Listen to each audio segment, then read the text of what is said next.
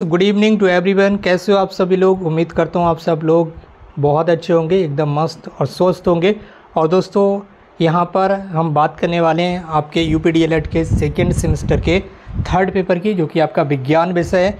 और यहाँ पर अभी आपकी जो क्लासेस हैं वो लगातार चल रही हैं। शाम 7 बजे से रात 7 बजे से आपकी जो क्लासेस हैं ये लगातार चल रही हैं। इसमें आपके अभी बहुविकल्पीय प्रश्न जो है वो समाप्त हो चुके हैं सारी क्लासेस। अगर आपने नहीं देखी हैं तो चैनल पर जाकर साइंस विज्ञान विषय की जो प्लेलिस्ट है वो देख लीजिए यूपीडीएलएड सेकेंड सेमेस्टर की। उसमें सारी क्लासेस आपकी मिल जाएंगी, अलग अलग जो सब्जेक्ट हैं सारे सब्जेक्ट की प्लेलिस्ट बनी हुई है। तो चैनल पर जाकर आप देख लीजिए जो क्लासेस आपने अटेंड नहीं की हैं। बाकी जो नए भाई बहन हैं वो चैनल को सब्सक्राइब करके बेल आइकन जरूर प्रेस कर लीजिए और इस वीडियो को अपने अदर फ्रेंड्स के साथ भी जरूर शेयर कर दीजिए, ताकि और भी भाई बहन हमारे साथ ज़्यादा से ज़्यादा जुड़ सकें। और परीक्षाओं तक आपकी जो तैयारी है वो एकदम धमाकेदार तरीके से कराई जाएगी और ज़्यादा से ज़्यादा आपको सारी चीज़ें यहाँ पर बताई जाएंगी। तो जो नए भाई बहन हैं वो टेलीग्राम चैनल को भी जरूर ज्वाइन कर लें। इस वीडियो के डिस्क्रिप्शन बॉक्स में टेलीग्राम चैनल की भी लिंक आपको मिल जाएगी। वहीं पर आपको व्हाट्सएप चैनल की लिंक मिल जाएगी, जहां से आपको डीएलएड से संबंधित जो पल की अपडेट है वो लगातार मिलती रहती है। तो चलिए दोस्तों, ज़्यादा टाइम ना वेस्ट करते हुए आज की इस क्लास को हम यहाँ पर स्टार्ट करते हैं। आपके फर्स्ट पेपर की क्लास रात 8 बजे से और सेकेंड पेपर की क्लास जो है वो रात 9 बजे से। इसके अलावा थर्ड पेपर की क्लास रात 7 बजे से। और जो आपका 5वां पेपर है सोशल स्टडीज़ सामान्य अध्ययन का, उसकी क्लास शाम 6 बजे से लगातार चल रही हैं। ठीक है, तो इन क्लासेस का भरपूर फ़ायदा उठाएं। फ्री ऑफ कॉस्ट में सारी क्लासेस अभी ये आपको तैयारी कराई जा रही है। इसके बाद आपको रिवीजन भी कराई जाएगी, तो निश्चित रूप से आप इनका फ़ायदा जरूर उठाएं। सबसे पहला सवाल आज की क्लास का, शारीरिक व्यतिक्रम किसके कारण होता है? जो शारीरिक व्यतिक्रम होता है हमारे शरीर में, ये किसके कारण होता है ये आपको बताना है। तो दूषित भोजन, दूषित वातावरण और सूक्ष्म जीवों के प्रकोप के कारण शारीरिक व्यतिक्रम होता है, ये आपको याद रखना है। दूषित भोजन, दूषित वातावरण और सूक्ष्म जीवों के प्रकोप से शारीरिक व्यतिक्रम होता है। ठीक है, ये आपको याद रखना है। अगला सवाल है, संक्रामक रोग किसे कहते हैं? जो संक्रामक रोग होते हैं ये किसे बोलते हैं? कौन से रोग को संक्रामक रोग बोलते हैं? तो संक्रामक रोग ऐसे रोग होते हैं जो किसी एक व्यक्ति से दूसरे व्यक्ति तक प्रत्यक्ष या अप्रत्यक्ष रूप से पहुंच जाते हैं। ऐसे डिसीज़ या ऐसी बीमारी जो एक व्यक्ति से, ठीक है, एक व्यक्ति से दूसरे व्यक्ति में ट्रांसफ़र होती हैं, चाहे वो डायरेक्ट पहुंचे या फिर इनडायरेक्ट मेथड से पहुंचे। लेकिन अगर कोई भी ऐसी बीमारी है जो एक व्यक्ति से दूसरे व्यक्ति में पहुंच रही है तो ऐसे रोगों को आपका संक्रामक रोग कह सकते हैं। जैसे कि हो गया आपका जुकाम, ठीक है, ये एक संक्रामक रोग है, ये आपको ध्यान रखना है। इसके बाद आपका अगला सवाल आपके सामने स्क्रीन पर है और अगले सवाल में आपसे जो पूछा जा रहा है वो आपको बताना ही पड़ेगा। तो अगला सवाल आपका वेजिटेटिव रिप्रोडक्शन प्रजनन, वर्धी प्रजनन से आपका क्या तात्पर्य, यानी कि वर्धी प्रजनन किसे कहते हैं? तो वर्धी प्रजनन जो है वो प्रायः पौधों में पाया जाता है। कहाँ पर? पौधों में पाया जाता है। ठीक है, जब पौधों के वर्धी भाग, ठीक है, जैसे जड़ हो गई, ठीक है, तना हो गया या पत्ती हो गई, इनसे नए पौधे का जन्म होता है तो इसे वर्धी प्रजनन कहते हैं। क्या कहते हैं? वर्धी प्रजनन कहते हैं। ये आपको याद रखना है। ऐसे बहुत सारे पेड़ या आपको जो पौधे हैं वो मिल जाएंगे जिनके तने से या उनकी पत्ती से नए पौधे का जो जन्म हो जाता है, ठीक है, तो इसे ही क्या कहा जाता है, या जड़ से क्या कहा जाता है? वर्धी प्रजनन कहा जाता है। ठीक है, जिसके आपको पता ही होगा, कलम लगाई जाती है, पौधे की कलम लगाकर नया पौधा बना लिया जाता है। तो एक तरह का ये वेजिटेटिव रिप्रोडक्शन के अंतर्गत ही आता है। इसके बाद आपका अगला सवाल आपके सामने स्क्रीन पर आपसे पूछा जा रहा है और आपको बताना भी पड़ेगा कि आपसे पूछा जा रहा है कि संचारी रोग भैया कैसे कहते हैं? ठीक है, संचारी, संक्रामक रोग आपने जान लिया, बताना है संचारी रोग वह सभी रोग जिनके तात्कालिक कारण सूक्ष्म जीव होते हैं। ठीक है, अचानक से कोई कारक जो है, यहाँ पर क्या बताया गया, देखिए, वह सभी रोग जिनके तात्कालिक कारक जो है वो सूक्ष्म जीव होते हैं तथा ये रोग एक दूसरे मनुष्य तथा छुआछूत के कारण फैलते हैं, इन्हें संचारी रोग कहते हैं। ये आपको याद रखना है। ठीक है, ऐसे सूक्ष्म जीव होते हैं जो तात्कालिक कारक के द्वारा फैलते हैं। ठीक है, वह सभी रोग जिनके तात्कालिक कारक जो है वो सूक्ष्म जीव होते हैं। ठीक है, सूक्ष्म जीवों से ये जो रोग है वो फैलते हैं और ये रोग एक दूसरे मनुष्य तथा छुआछूत के कारण फैलते हैं, उन्हें संचारी रोग कहा जाता है। अगले सवाल आपके सामने स्क्रीन पर है और अगले सवाल आप देख पा रहे होंगे। अगले सवाल में आपसे पूछा जा रहा है कि सवाल प्रश्न संख्या है 65, इसमें आपसे पूछा जा रहा है कि बताइए संक्रामक रोग कितने प्रकार के होते हैं? संक्रामक रोग कितने प्रकार के होते हैं? जो संक्रामक रोग जो है ये आपके 2 प्रकार के होते हैं, ये आपको याद रखना है। सांसर्गिक संक्रामक रोग, ठीक है, और संचारी संक्रामक रोग। ठीक है, पहला है आपका सांसर्गिक संक्रामक रोग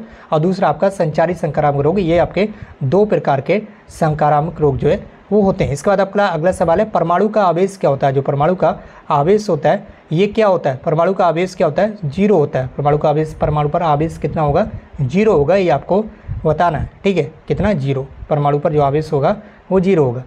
परमाणु संख्या क्या है, ठीक है, एटॉमिक नंबर, क्या एटॉमिक नंबर परमाणु संख्या आपको बताना है।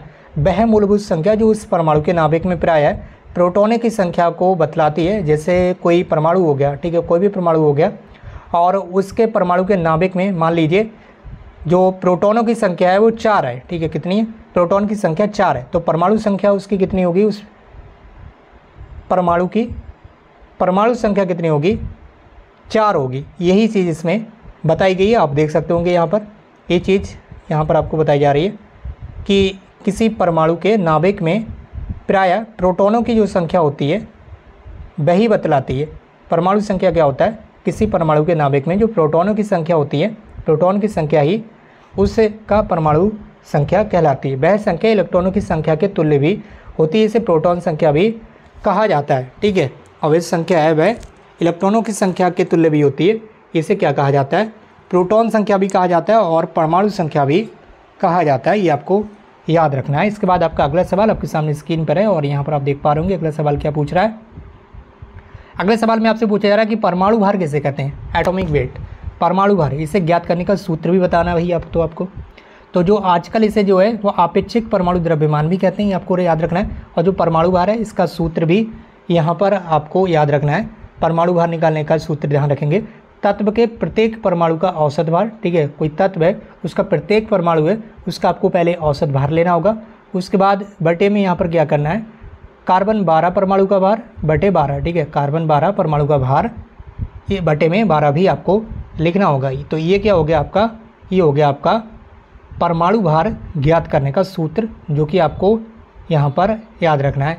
इसके बाद आपका अगला सवाल आपके सामने स्क्रीन पर आ चुका है, परमाणु द्रव्यमान संख्या क्या है, परमाणु द्रव्यमान संख्या, ठीक है, परमाणु द्रव्यमान संख्या क्या है, परमाणुओं के द्रव्यमान को बताने वाला एकक, ये कार्बन 12, सी जहाँ पर लिखा हुआ है इसका मतलब है कार्बन 12 परमाणु के 1/12 अर्थात 1.66033 इंटू 10⁻27 यानी कि 10⁻27 किलोग्राम के तुल्य है, ठीक है, किसके तुल्य है, यहाँ पर आपको देखेंगे, दोबारा से एक बार देखेंगे, ठीक है।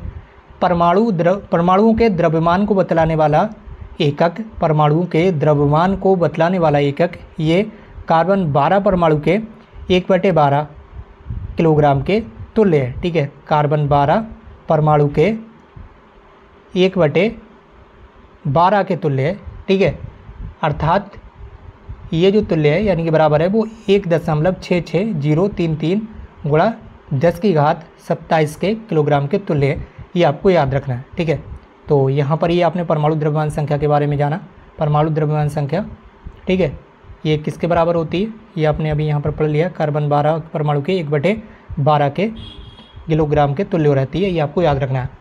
इसके बाद पूछ रहा है संयोजकता, संयोजकता किसे कहते हैं, किसी तत्व के परमाणु में बाह्यतम कोष, जो बाहरी कोष होता है या बाहरी कक्षा जिसे आप बोलते हैं, उसमें उपस्थित इलेक्ट्रॉनों की संख्या को उस तत्व की संयोजकता कहते हैं। किसी भी तत्व है उस तत्व के जो सबसे बाहरी कोष होगा उस बाहरी कोष में जितने भी इलेक्ट्रॉन होंगे वही उसकी संयोजकता कहलाती है, ये आपको याद रखना है, ठीक है, क्या कहलाती है, उसकी संयोजकता कहलाती है। इसके बाद आपका अगला सवाल आपसे पूछा जा रहा है, यौगिक किसे कहते हैं, कंपाउंड, यौगिक, दो अथवा दो से अधिक तत्व निश्चित अनुपात में संयोग करके एक नया पदार्थ जब बनाते हैं तो इसे क्या कहते हैं, आपका यौगिक कहते हैं। जब कोई भी दो तत्व हो गए, एक हो गया ये, एक हो गया दूसरा ये, जब कोई भी दो तत्व निश्चित अनुपात में संयोग करके एक नया पदार्थ बना देते हैं, जिसकी नाइट्रोजन और ऑक्सीजन जब मिलकर एक नया पदार्थ बनाएंगे तो इसे क्या कहेंगे, यौगिक कहेंगे, ठीक है। कोई भी तत्व हो सकते हैं, ये नया पदार्थ बनाएंगे जब मिलकर आपस में, तो वो क्या कहेगा, आपका यौगिक कहलाएगा, ये आपको याद रखना है। अगला सवाल आपके सामने स्क्रीन पर आने जा रहा है और अगले सवाल में आपसे पूछा जा रहा है कि मिश्रण क्या है। अब आपको बताना भैया मिश्रण, ऊपर बता दिया यौगिक, अब नीचे बताना है मिश्रण क्या है। अब दो या दो से अधिक पदार्थ अनिश्चित अनुपात में, जिनका कोई निश्चित अनुपात ना हो, ठीक है, वो कम या ज़्यादा भी हो सकते हैं, कोई कम हो सकता है, कोई ज़्यादा हो सकता है, अनिश्चित है उनका अनुपात। अनिश्चित अनुपात में मिलकर जब मिश्रण बनाते हैं, जैसे सिरका हो गया, पीतल आदि, ये सब क्या है, ये एक तरह के मिश्रण है, क्या है, एक तरह के मिश्रण है, ये आपको याद रखना है, ठीक है। सिरका और पीतल हो गया, इनका कोई निश्चित अनुपात नहीं होता है, इसमें जो तत्व मिले हुए रहते हैं दो या दो से अधिक, उनका कोई निश्चित अनुपात नहीं रहता है, इस वजह से इन्हें मिश्रण बोलते हैं। प्रतीक किसे कहते हैं, क्या बोलते हैं, प्रतीक पूछ रहा है आपका, प्रतीक, ठीक है, प्रतीक किसे कहते हैं, किसी वस्तु के नाम को कम से कम शब्दों में व्यक्त करना प्रतीक कहलाता है, ठीक है, क्या कहलाता है, प्रतीक। जैसे आपका नाइट्रोजन इस तरह से लिखा जाता है, नाइट्रोजन, ठीक है। अब इसका प्रतीक अगर आपसे पूछ रहा है तो नाइट्रोजन का प्रतीक क्या होता है? N, ठीक है, या N2 भी आप बोलते हैं इसे N2। तो ये हो गया आपका प्रतीक, ठीक है। तो इस तरह से क्या बोलते हैं, आपका ये प्रतीक होता है। इसी तरह से कार्बन डाइऑक्साइड पता है आपको, इस तरह से लिखा जाएगा कार्बन डाइऑक्साइड पूरा फुल फॉर्म। अगर इसका प्रतीक पूछा जाए तो क्या होगा आपका? CO2, ये आपका प्रतीक हो गया। तो जो कम से कम शब्दों में जो व्यक्त करने का आपका ये जो लेटर रहता है, इसे ही क्या बोलते हैं? आपका प्रतीक कहते हैं। किसी वस्तु के नाम को कम से कम शब्दों में व्यक्त करना ही उसका प्रतीक कहलाता है, ये आपको याद रखना है। अगला सवाल है, पास पड़ोस में होने वाले परिवर्तन कितने प्रकार के होते हैं? आपके चारों तरफ आस पड़ोस में जो परिवर्तन होते हैं वो कितने प्रकार के हो सकते हैं, ये आपसे पूछा जा रहा है। तो हमारे आस पड़ोस में जो परिवर्तन है वो कितने प्रकार के होते हैं, ये आपको देखना है। यहाँ पर परिवर्तन निम्नलिखित प्रकार से हो सकते हैं: तीव्र एवं मंद परिवर्तन, ठीक है, तीव्र तेजी से, या मंद मतलब धीरे होने वाले परिवर्तन, अनुकूल तथा प्रतिकूल, जो अनुकूल हो हमारे लिए और जो हमारे लिए प्रतिकूल हो, नियमित तथा अनियमित, जो लगातार चलते हैं या फिर जो लगातार नहीं चलते, रुक रुक कर होते हैं परिवर्तन, प्रत्यावर्तित तथा अप्रत्यावर्तित परिवर्तन, ठीक है, प्रत्यावर्तित या अप्रत्यावर्तित परिवर्तन मतलब ऐसे परिवर्तन जो दोबारा से उसी अवस्था में आ सकते हैं, प्रत्यावर्तित, और जो दोबारा से उसी अवस्था में नहीं आ पाते हैं, उनकी अवस्था चेंज हो जाती है तो हो जाती है, फिर वो अपनी पुरानी अवस्था में नहीं लौट पाते, तो ऐसे अप्रत्यावर्तित परिवर्तन, ये इस तरह के जो परिवर्तन है ये सारे आपके आस पड़ोस में देखने के लिए आपको मिल जाते हैं। इसके बाद आपका अगला सवाल है। अगले सवाल में भी आप देख पा रहे होंगे कि आपको बताया गया है, इसमें भी कुछ परिवर्तनों के नाम इस पेज पर आ चुके हैं। भौतिक तथा रासायनिक परिवर्तन, ठीक है, फिजिकल परिवर्तन हो सकता है या केमिकल परिवर्तन हो सकता है किसी भी वस्तु या पदार्थ में। इसके अलावा नियंत्रित तथा अनियंत्रित परिवर्तन, जिसे आप नियंत्रित कर सकते हैं वो नियंत्रित होगा, और जिस पर आपने का नियंत्रण नहीं है वो अनियंत्रण होगा, ठीक है, अनियंत्रित होगा। इसके अलावा कृत्रिम आर्टिफिशियल परिवर्तन, तो ये सारे क्या है, हमारे चारों तरफ जो परिवर्तन है वो देखने के लिए लगातार मिलते हैं। हम बढ़ेंगे अपने अगले सवाल की ओर। अगला सवाल आपसे पूछ रहा है, अगले सवाल में क्या बताया गया, मिट्टी पलट हल जो है वो किस प्रकार का कुंड काटता है? मिट्टी पलट हल जो कि खेतों में इसका उपयोग किया जाता है, जो कृषि भाई हैं वो यहाँ पर करते हैं। तो मिट्टी पलट हल किस प्रकार का कुंड काटता है? तो ये आपका आयताकार कुंड काटता है, ठीक है, कैसा? आयताकार कुंड जो है वो काटता है। और जो गांव में रहने वाले भाई बहन होंगे उन्होंने देखा होगा मिट्टी पलट हल किस प्रकार से मिट्टी को काटता है, कुंड काटता है, ये आयताकार, ठीक है, कैसा? आयताकार, ठीक है, आयताकार। इसके बाद आपसे पूछा जा रहा है 76 नंबर सवाल को, ये बीटीसी 2015 यानी कि डीएलएड 2015 में सारे सवाल जो हैं वो आए हुए हैं 2015 की परीक्षाओं में। इसमें आपसे पूछा जा रहा है ईंधन क्या है? ईंधन क्या है? ज्वलनशील पदार्थ है। ईंधन कैसा होता है? एक ज्वलनशील पदार्थ है जिसका उपयोग ऊष्मा प्राप्त करने हेतु किया जाता है। इसकी निम्नलिखित 3 अवस्थाएं भी होते हैं, ये भी यहाँ पर आपको बता दिया गया। तो ईंधन क्या है? ईंधन आपका ज्वलनशील पदार्थ है जो कि जल सकता है, और इसका जो उपयोग है वो ऊष्मा हीट प्राप्त करने के लिए किया जाता है। इसकी 3 अवस्थाएं होती हैं। पहला ठोस ईंधन हो सकता है, ठीक है, इसके बाद द्रव ईंधन हो सकता है, इसके बाद गैसीय ईंधन भी हो सकता है, जिसकी एलपीजी गैस ये एक टाइप का ईंधन ही है, ठीक है। ठोस ईंधन भी आपको पता होगा, द्रव ईंधन भी आपको पता ही है, ठीक है। द्रव ईंधन में हो सकता है आपका पेट्रोल, जरा में आग लग जाएगी इसमें, ठीक है, बहुत जल्दी आग पकड़ता है। ये मिट्टी का तेल, केरोसिन, ये सारे क्या हैं? ये द्रव ईंधन है। गैसीय ईंधन आपको पता ही है, जो घर में गैस सिलेंडर में गैस यूज़ की जाती है, ठीक है, एलपीजी, ये आपका गैसीय ईंधन हो गया। बाकी ठोस ईंधन भी तो आपको चारों तरफ दिखाई देते ही रहते हैं। तो ये सारे क्या है? ये ईंधन है आपके तरह तरह के। इसके बाद आपका अगला सवाल है। अगले सवाल में आपसे क्या पूछा जा रहा है, यहाँ पर आप देख पा रहे होंगे। अगले सवाल में आपसे पूछा जा रहा है कि 77 नंबर का सवाल है, प्रकाश संश्लेषण क्रिया को दर्शाने हेतु केवल रासायनिक समीकरण लिखिए। जो पौधों में, हरे पेड़ पौधों में जो प्रकाश संश्लेषण क्रिया होती है, फोटोसिंथेसिस बोलते हैं इंग्लिश में इसे, फोटोसिंथेसिस, ठीक है। तो ये प्रकाश संश्लेषण की जो क्रिया होती है, इसको दर्शाने के लिए आपको केवल रासायनिक समीकरण बता देना, बस इसी में आपको 1 नंबर मिल जाएगा, ठीक है। तो ये कार्बन डाइऑक्साइड हो गया आपका, ये आपका जल हो गया यानी कि वाटर, ये आपका ग्लूकोज बन रहा है, ठीक है, ये आ गया आपका जल, और ये ऑक्सीजन गैस इसमें मुक्त होती है। जब प्रकाश संश्लेषण में क्या होता है, ऑक्सीजन गैस बाहर निकलती है। पौधे जब प्रकाश संश्लेषण की क्रिया के द्वारा ही अपना भोजन बनाते हैं और इसमें ऑक्सीजन गैस जो है वो मुक्त हो जाती है यानी कि वातावरण में। तो 6 कार्बन डाइऑक्साइड के अणु, 12 H2O के अणु यानी कि जल के अणु मिलकर क्या बनाते हैं, ग्लूकोज का जो एक अणु है वो बनाते हैं। ये ग्लूकोज हो गया आपका, ठीक है, क्या है, ग्लूकोज, C6H12, ये ग्लूकोज का केमिकल फार्मूला आपको याद रखना है। बाकी ये H2O पता ही है आपको, ये जल है यानी कि वाटर है, और ये O2 6 O2 के अणु बाहर निकलते हैं यानी कि 6 जो है वो ऑक्सीजन के अणु बाहर निकलते हैं इस प्रकाश संश्लेषण की क्रिया में, ठीक है। तो ये सारी चीज़ें यहाँ पर आपने जान ली हैं। अगर आप इसे नोट करना चाहें तो कहीं पर भी नोट कर सकते हैं, सारी चीज़ें आपको बता दी गई हैं। अगले सवाल में आपसे पूछ रहा है कि जांघ की अस्थि का नाम बताइए। जो जांघ की अस्थि होती है ये फीमर होती है, और ह्यूमन बॉडी की जो सबसे लंबी अस्थि होती है, ह्यूमन बॉडी यानी कि मानव शरीर की जो सबसे लंबी अस्थि होती है, लंबी हड्डी बोल सकते हैं, ये जांघ की ही होती है। फीमर नाम होता है इसका। ये बार बार आपसे परीक्षाओं में पूछा जाता है, ठीक है। ये ही नहीं कि केवल डीएलएड की परीक्षाओं में पूछा है, ये कॉम्पिटिटिव एग्जाम्स का क्वेश्चन है, तो इसे आप ध्यान रखें। इसके अलावा जो सबसे छोटी अस्थि होती है ह्यूमन बॉडी की, मानव शरीर की जो सबसे छोटी अस्थि होती है, ये भी आपको याद रखना है। ये आपकी कान में पाई जाती है। सबसे छोटी हड्डी कहाँ होती है? कान में होती है, जिसे स्टेपीज बोलते हैं। क्या? स्टेपीज बोलते हैं। ये आपको याद रखना है, ठीक है। क्या? स्टेपीज बोलते हैं, ये आपको याद रखना है। और इसके अलावा हम बात करेंगे, अब अपने अगले सवाल की तरफ बढ़ना है। अगला सवाल आपके सामने स्क्रीन पर आने ही चुका है, ठीक है। और यहाँ पर आप देखेंगे अगले सवाल में क्या पूछा जा रहा है।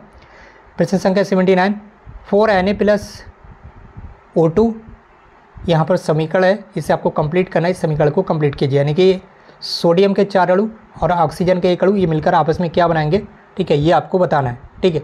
तो सोडियम के आपके 4 अणु हो गए, ऑक्सीजन के 1 अणु हो गया, ये आपस में मिलकर क्या बनाएंगे?